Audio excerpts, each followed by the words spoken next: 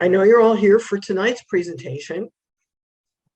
And tonight, Alan is going to be talking to us about his hut-to-hut ski trip in Sweden, which was north of the Arctic Circle in Laponia World Heritage Site. They went through 3 Swedish National Parks, and at night they stayed in little mountain huts that are maintained by the Swedish Tourist Federation. So he's going to show us some great pictures and tell us all about that. Alan says he's just another aging boomer with a lifelong interest in the outdoors, which makes him fit in great with rovers. I mean, he likes backpacking, hiking, canoeing, cross-country skiing, snowshoeing, winter camping, bike touring. And he's a NOLS mountaineering graduate and has mostly camped in Minnesota and Wisconsin, but we get to hear about his bucket list trip to Sweden. Thanks for joining in.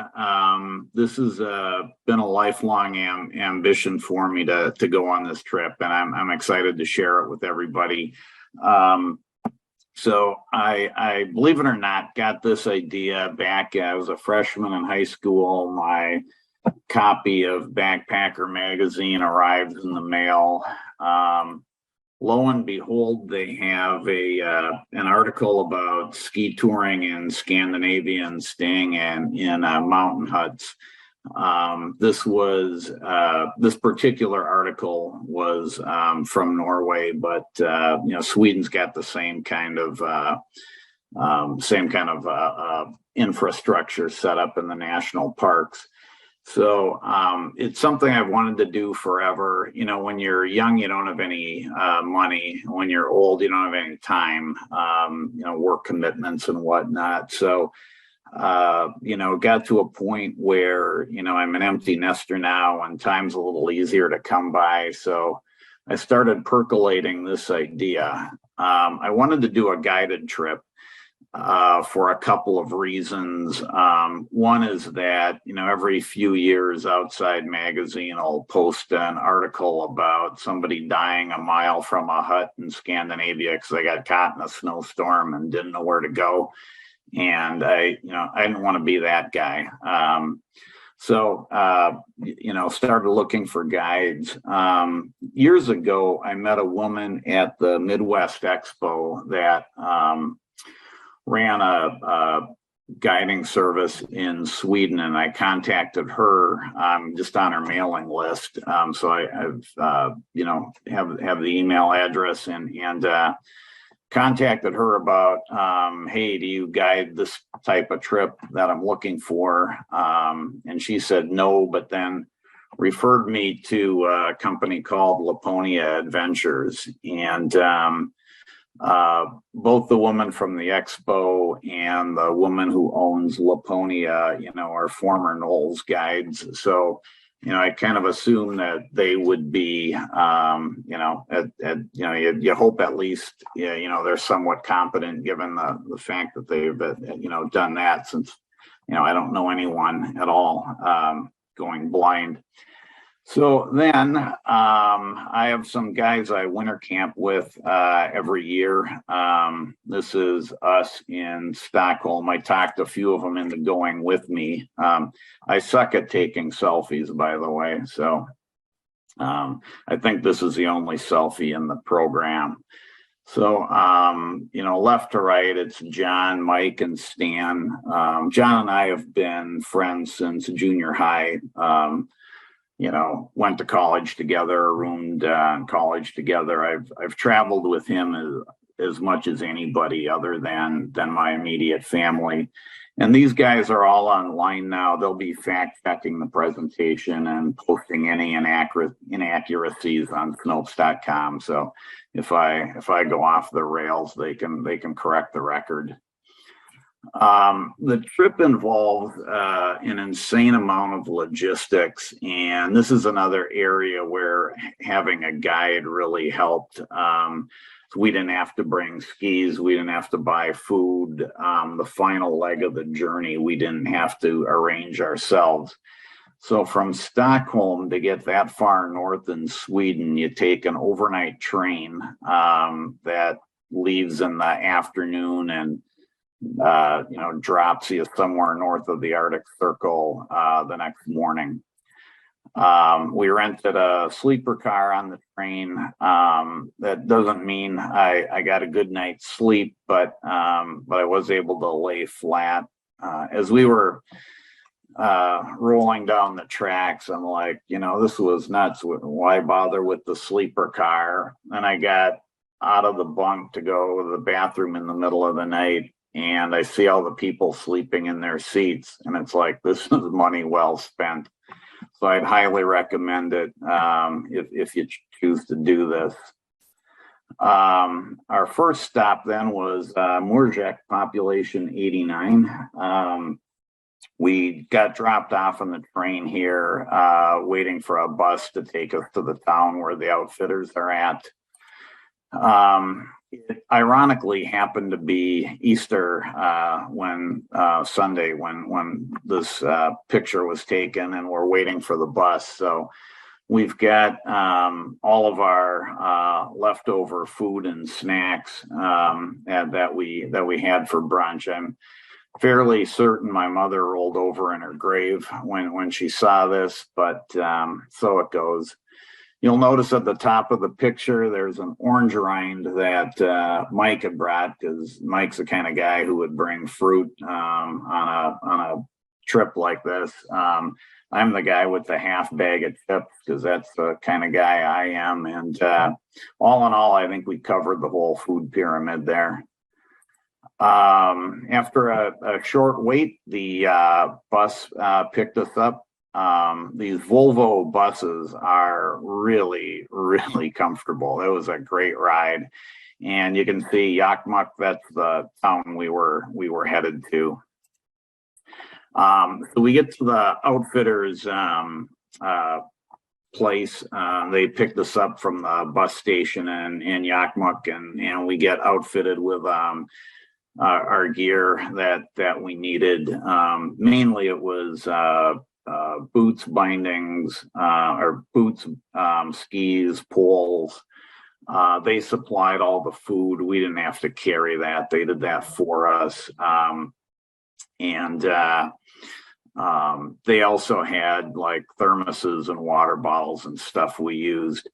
In particular, Osnes makes these backcountry skis that they make several models, and the different models have graphics of famous Norwegian explorers. And so this was Amundsen. Now with modern skis and bindings, there's no right or left like there was in the old 75 millimeter binding days. So you could put either ski on either foot. It didn't really matter. If you happen to reverse the graphics on the skis, it looks like Amundsen is giving you the stink eye as you're skiing. And one day I happened to notice that Stan was, skiing with the graphics reversed. And I mentioned to him that Amundsen was giving him the stink eye, because once again, that's the kind of guy I am. And Stan went about 3 strides before he had to stop and flip his skis around, because that's the kind of guy he is.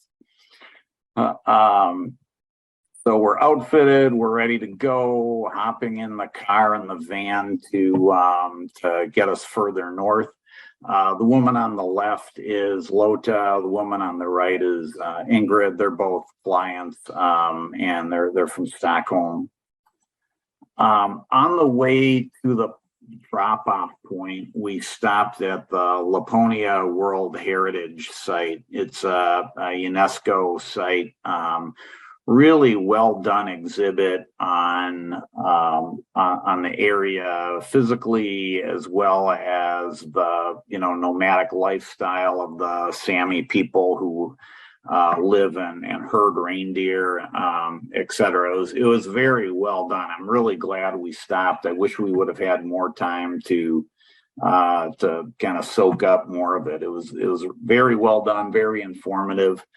Miria, the owner of the guide company, is just very passionate about the land, the Sami people, the culture, the the fact that, like every other indigenous culture in the world, their land is getting encroached on by modern civilization, making their life harder. Climate change is kind of screwing up the reindeer herds to a degree. So it was a wealth of knowledge about it, and it was very interesting to listen to her tell us about it. So then we finally get to kind of the starting point, and we have to cross this very, very large frozen lake. Large, I mean, like larger than anything I've been on in the Boundary Waters. I mean, like bigger than Saginaw or Seagull or any of those. Considerably larger. They drill ice cores to mark a route that they deem to be safe, and then they put these wands up there, so anybody traveling across the lake is well advised to stick near the wanded area. The sun would, melt the top of the snow, and so you'd have these patches of open water, and so going across the lake for me was this moment of think happy thoughts. They do this every day. Nobody's dying, or it would be bad for business. But I had to not think about it too intently, because it was a little unsettling. Here's a map of the route. I don't know how well you can see this on your screen, but the circle at the top was where I point at my screen as if you can see this if you're looking at the pictures. At the top, there was a hut, Ritzum. That's where we got dropped off. And then we took the big snowmobile ride across the lake. And then we stayed at that first hut called Aka Sunday night. Essentially, our trip was a loop of, we skied through this river valley. The rivers are what separate the three national parks. There's Sarek, Padjelanta, and the one I don't know how to pronounce. We alternated days. So Sunday to Monday, we skied to the next hut, and that was, 12 miles, give or take. Then on Tuesday, we did a little day trip kind of into the foothills of the, big Aka mountain there. Wednesday, we traveled to a new hut. That again was kind of a 10-ish sort of miles. Thursday, did a day trip up into the hills again. Friday, skied back to the original hut. And then Saturday went across the lake on the snowmobiles again.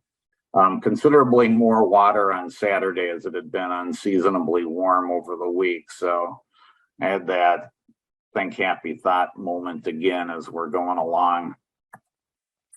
And this is the Aka hut with the big Aka mountain on the other side. It really, the mountain just dominated the views.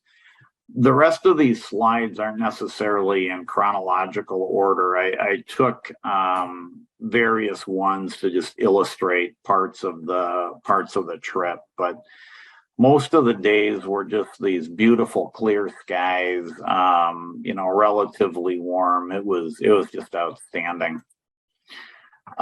Inside of the hut in the kitchen area, Miria, this is our guide here, whipping up some tasty food that she would make every day.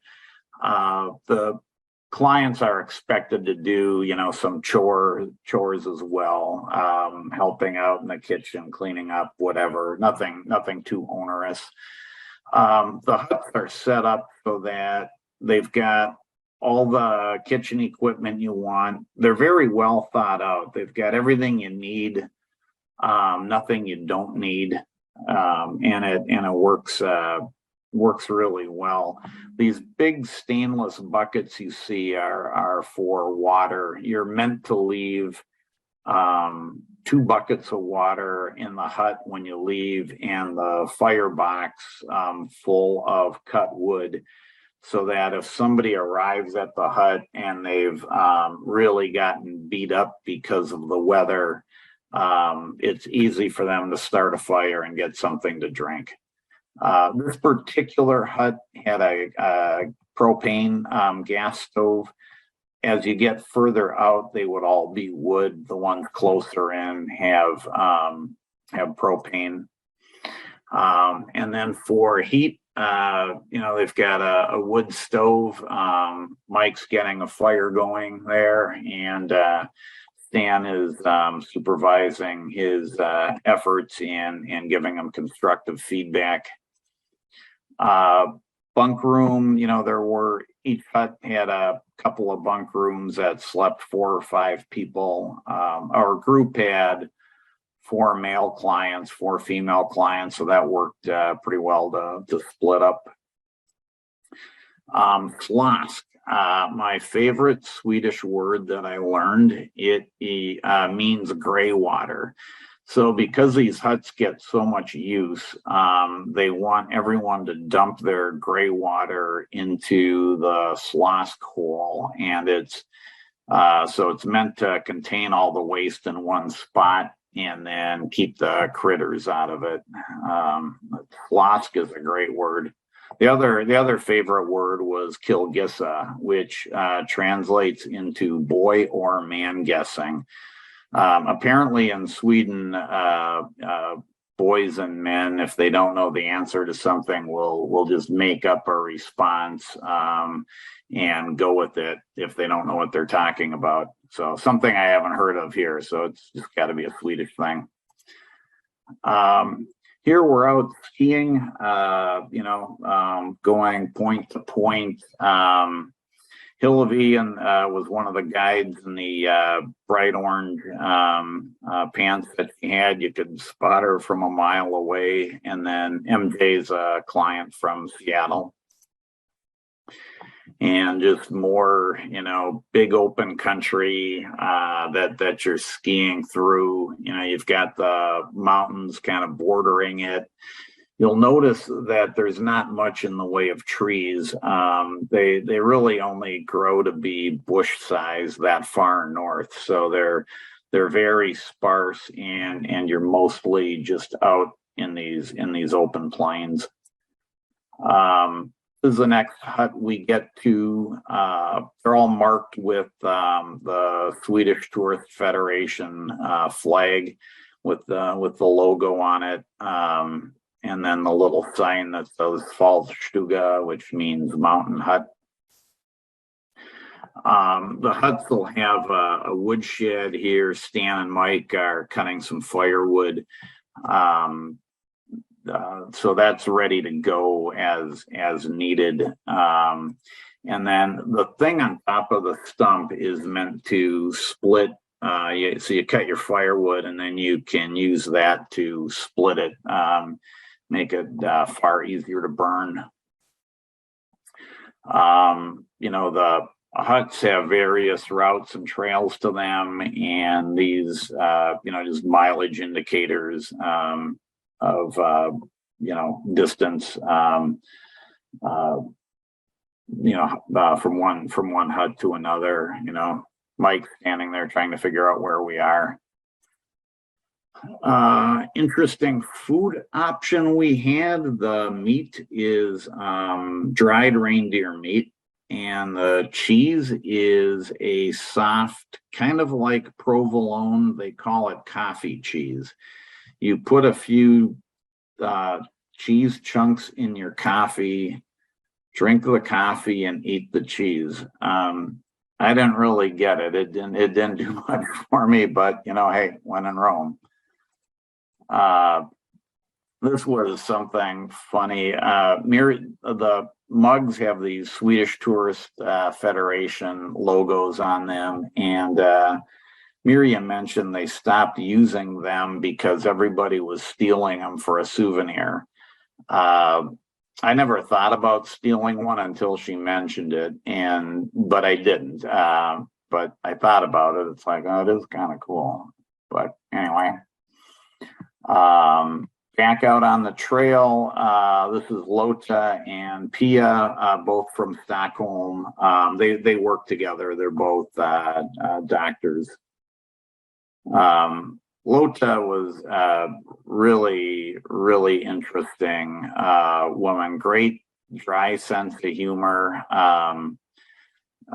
She used to when she was a teenager, would go to London and hang out in punk rock clubs listening to the Clash and the Sex Pistols.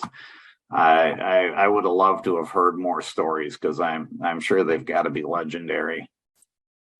Ingrid from Stockholm as well.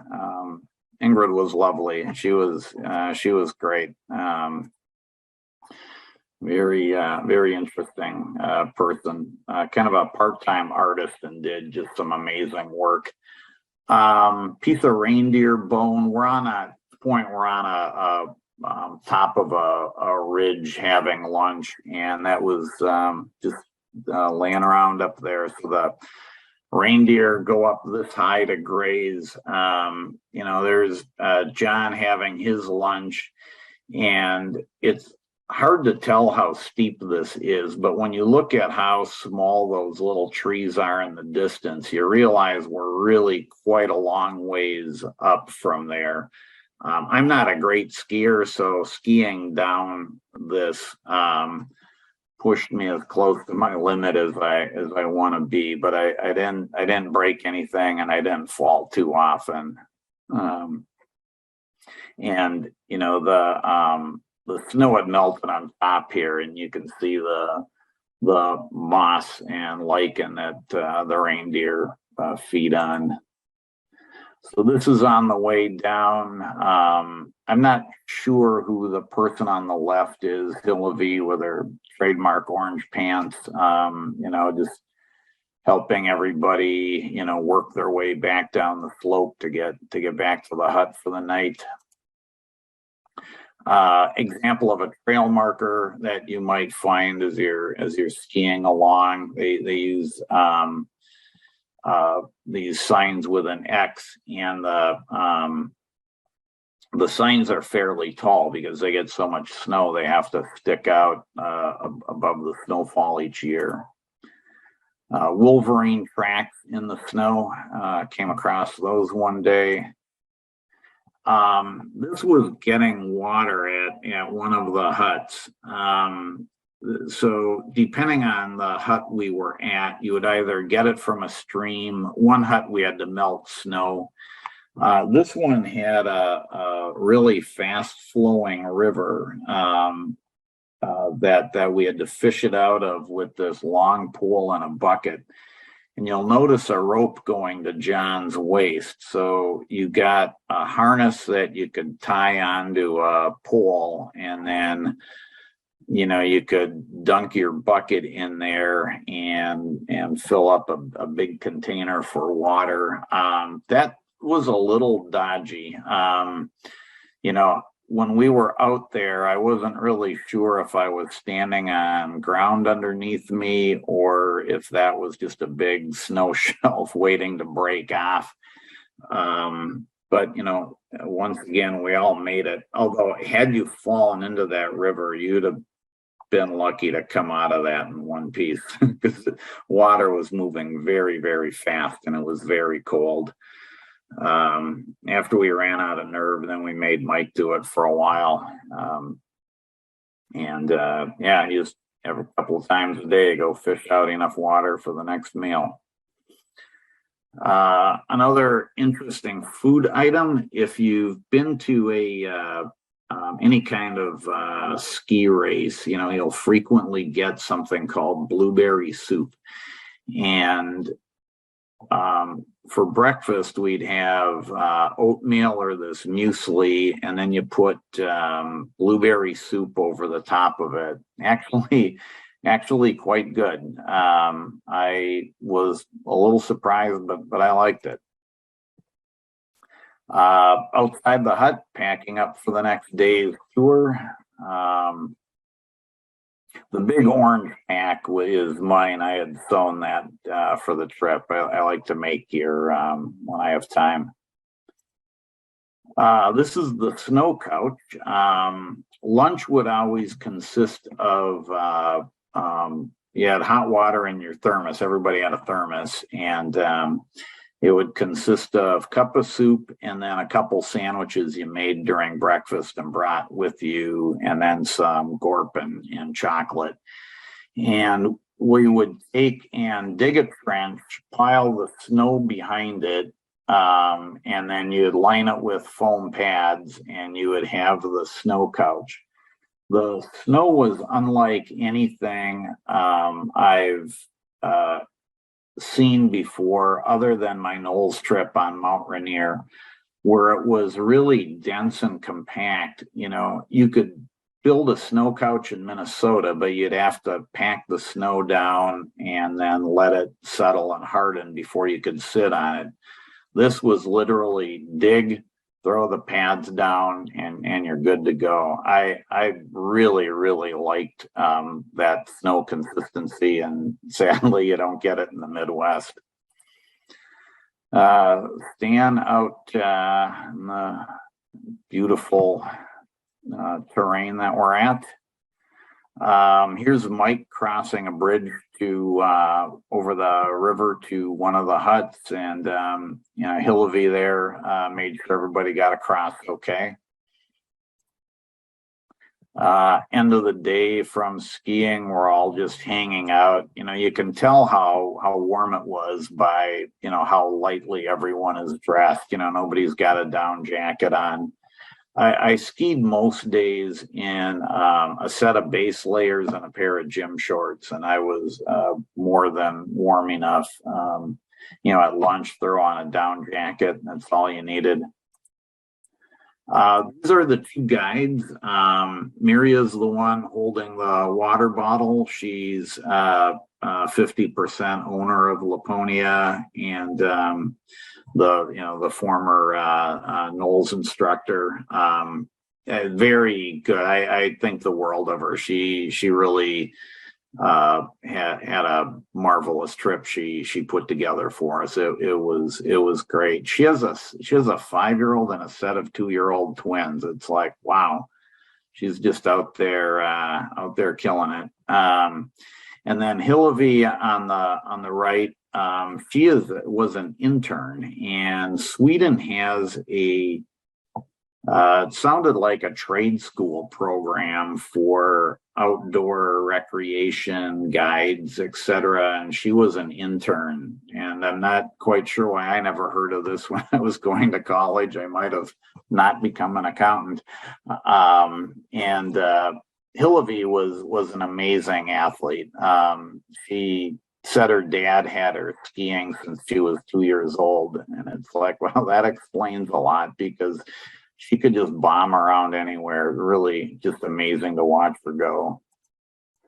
Another fun little food item that you won't come around here. This tube that looks like a big tube of toothpaste is kind of the Swedish version of Cheese Whiz. It was soft cheese with a little bit of reindeer meat in it, and you could spread it on top of some bread. It was actually quite good. I was kind of surprised when it was brought out, but I liked it. Hillevi cleaning up her plate after dinner. I joked one night that the food was so good I'd lick the plate if nobody was watching, and Maria said, "Oh, it's the Swedish custom," and Hillevi went with it. And right after I took the picture, I did the same.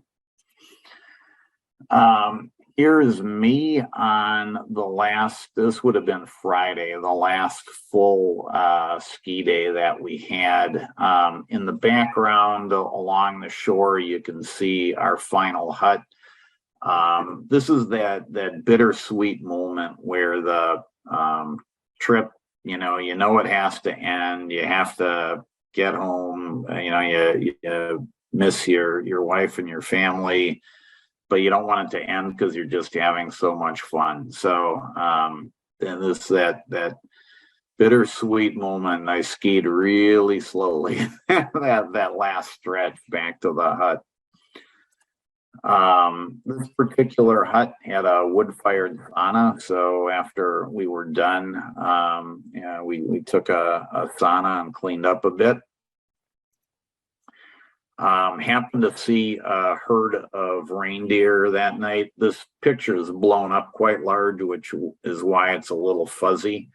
We were out and we heard this incredible weird wailing sound, which are the dogs the Sami used to herd reindeer with. It was a sound unlike anything I've ever heard before. Very distinct and a little creepy, but you'd see these big old herd of reindeer moving along. That was pretty cool. We were really lucky to have seen that. That's me in the hut. In case anybody was wondering, I was very comfortable. Final morning, getting up, the sun coming up over Aka. We had a lot of sunlight. And so this is late April. It would still be reasonably light at 10:30 at night, and very bright out by before 5 in the morning. It's kind of a different experience for me, but I really liked it. Here we're packing up the sleds to get pulled back across the big lake with a lot more standing water than a week ago. Now we're at the guest house in Yakmuk where we had our final goodbye lunch. This was all part of the trip that Miria had sent up. The innkeeper who ran this guest house was just a lovely woman. Food was delicious. We had beer, which was really tasted wonderful. We're at the train station now to go back to Stockholm. Dinner consisted of pizza and gas station beer. The beer was terrible, but it's beer and goes well with pizza. And then John back at our Airbnb in Stockholm, just recovering from it all. And let's see, I'm gonna share my contact information if I can find.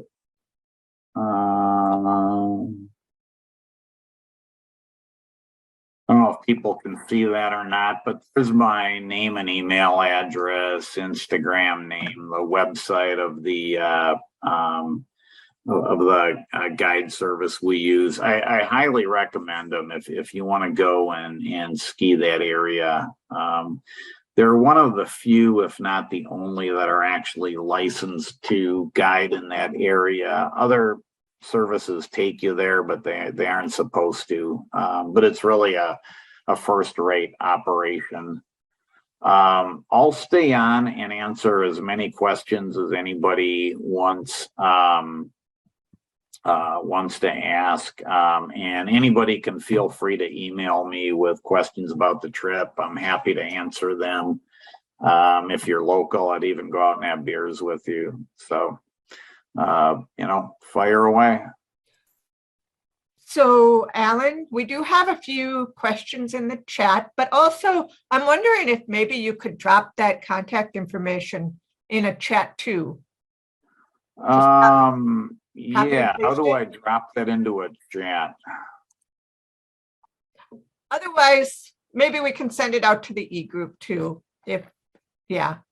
But so first question is, how much weight were you carrying? I didn't actually weigh the pack. It was about 30 pounds is my guess. I had done some pre-trip training, and I had weighed that pack, and that was definitely heavier. So that my training pack was about 37 pounds, and this was noticeably lighter. Laponia sent us a packing list, and I followed that religiously because I have a tendency to overpack just because it's what I do. And because this trip, I didn't know what I was getting into. I was very very diligent about what I brought. There wasn't anything that I brought that I didn't use. Well, one thing, I didn't use really big mittens. I just didn't need to. It wasn't cold enough. And the only thing I wished I would have had, because it was so warm, is the baseball style caps that are made out of really thin, not waterproof nylon, like what you'll see runners with. And that would have been handy. Just I always need to wear something as a hat because I'm bald, but that did it.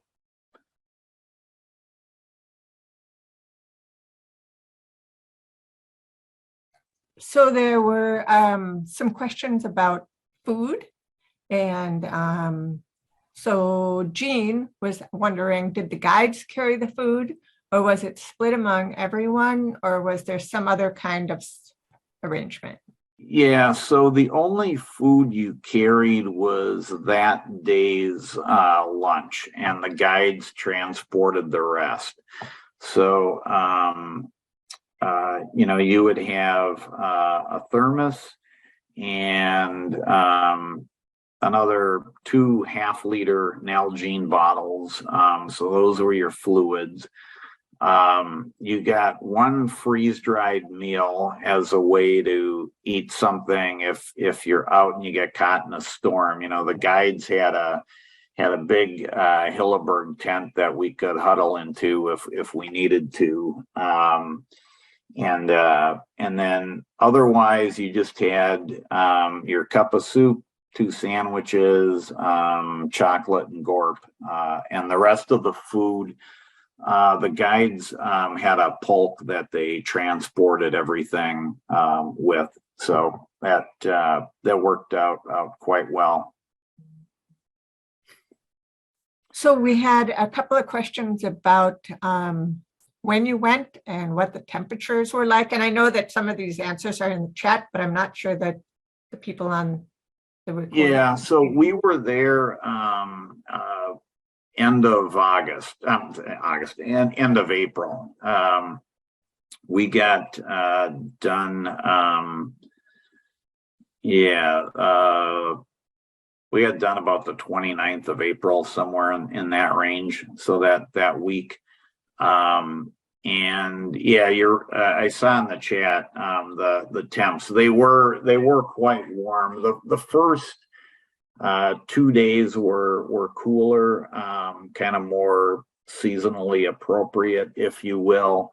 Then it just warmed up and stayed warm, and it got up to about 50 or so. And like stopping for lunch, you would still need a down jacket on because the wind would chill you pretty fast, and just like putting on a shell wouldn't have been warm enough.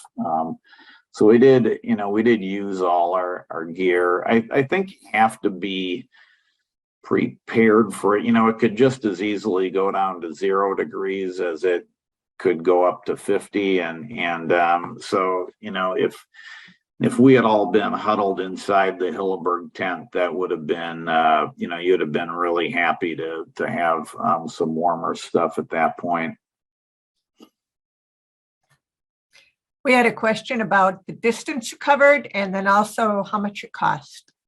Yeah, so the distance on the days where we traveled to and from a hut, that was kind of, I don't know, 10 to 15 miles. Not it wasn't particularly onerous because it was just flat rolling terrain for the most part, because those days were largely down in the river valley.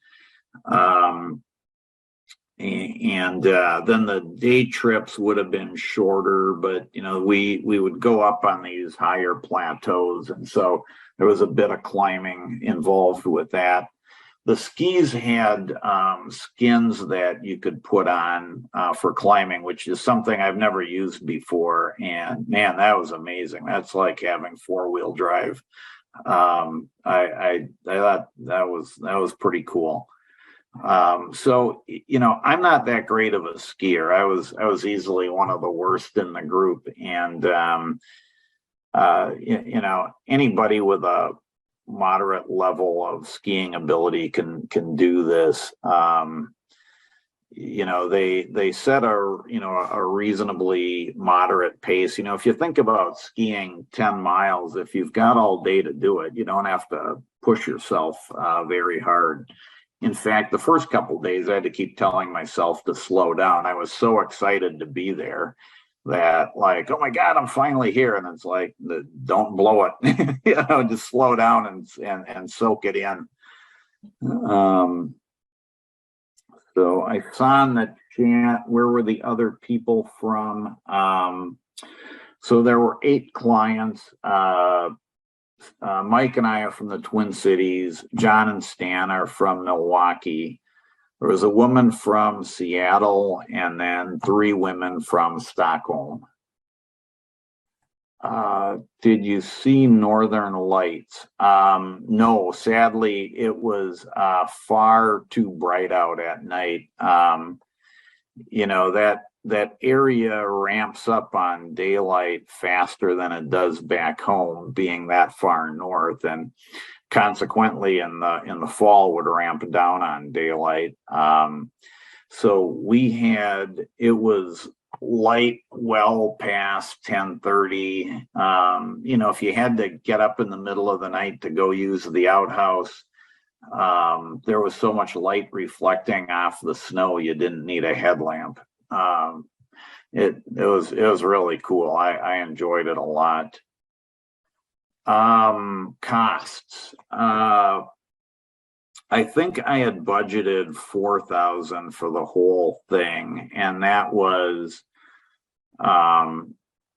transportation costs to get there, including the plane and including the bus and the train, the guides cost, and then time in Stockholm for a little bit of sightseeing after the fact. We had an Airbnb, and I think I figured about ballpark 4,000, and I without sitting down adding it up, that's about what I spent. What year did you do this? Did this just this past April, so it's new. Did you use waxable skis? They were non-wax skis, non-wax with kicker skins for going uphill. And that's all I saw in the chat box. Like I said, I'll stay on as long as anybody's interested in yakking about it. I know I moved pretty fast. It's hard to not, to boil this down to under 3 hours. I had to keep editing back the number of pictures I had thrown in the presentation. Are there any other questions from folks? Hi there, this is Lori. I'm not on video, but I just wonder which tour package you used. Do you recall the name of it? I'm on the website right now, so. The tour package, the on Laponia? Yeah. Yeah, it was. Oh, Laponia ski tour. Yeah, right. Yeah, it was. I think about the second from the bottom. They run essentially the same trip through the same area, but you stay in tents instead of huts. So it's a little more, you have to pull your own pulk, and they have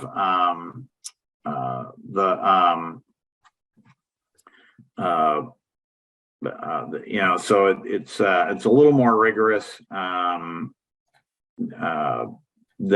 what we did. You can't just kind of kick around and dry off at night, but I would love to go back and do that.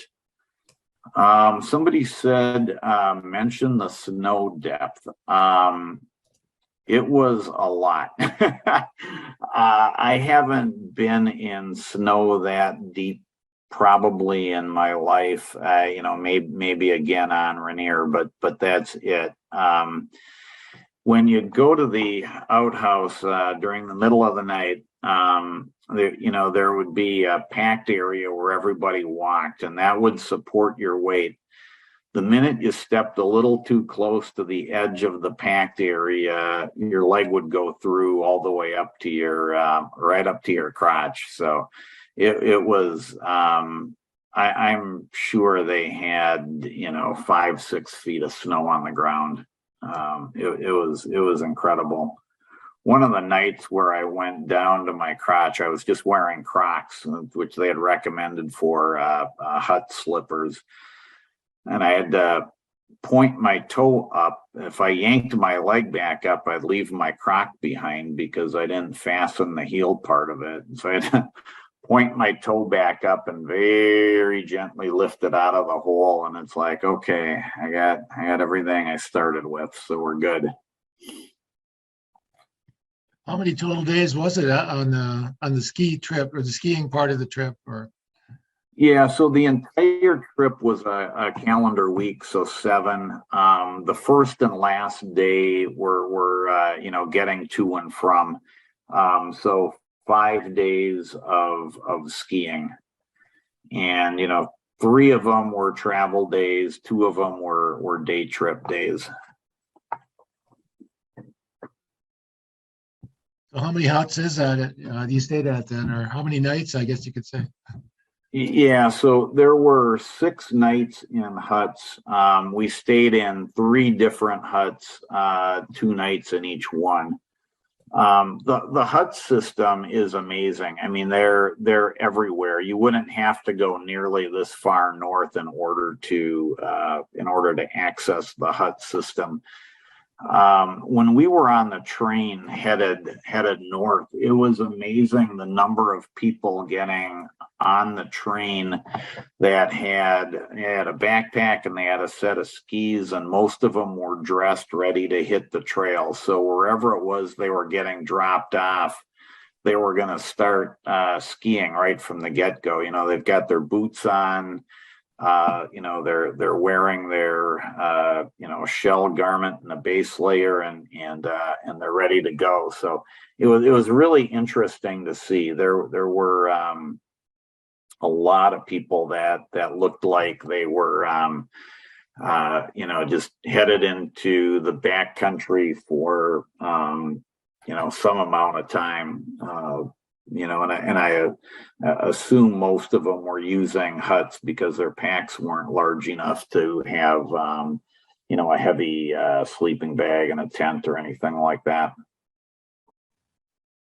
Are there any areas like that where, like here, you could just do stay in a town and go do day skiing or whatever? And Yeah. I'm not sure what, I suppose you could pull into a town. You would still need a way to get from town to trail. Maybe it just runs up to some of these, maybe there are areas right outside your door if you're in, one of the smaller towns that far north. The 3 national parks that come together is a huge amount of land that's preserved. So there's a significant amount of terrain you can go into, and scores of huts everywhere. It's a really neat experience. I've just wanted to do some kind of European hut tour since forever. Well, 1978, and I really, really enjoyed it. I had very high expectations for the trip, and the trip, exceeded them. So I was very pleased. Are there roads up there then, or is it only train? You can get around with trains, or? There were roads, because when we got off the train in Yakmuk, we got in the car and drove further north still, a couple of hours. So I don't know at what point you run out of road, but we had to be getting close. When I was looking at the trip of where the area was located, I put it on Google Map, and then I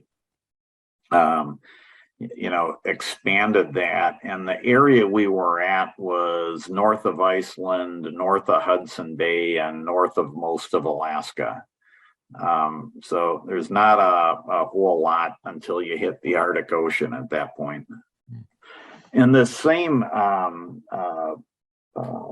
guide service, they have trips year round. So I'm on their Instagram feed, and like every time one pops up, I'm like, oh my God, I want to go back. They do summer backpacking trips through the area. They've got other ones where you stay in a lodge and go do yoga, and it's like, hell, I'd take up yoga if I could be there. It just looks like a really good time. Well, Alan, thank you so much. This was wonderful, and the photos were wonderful.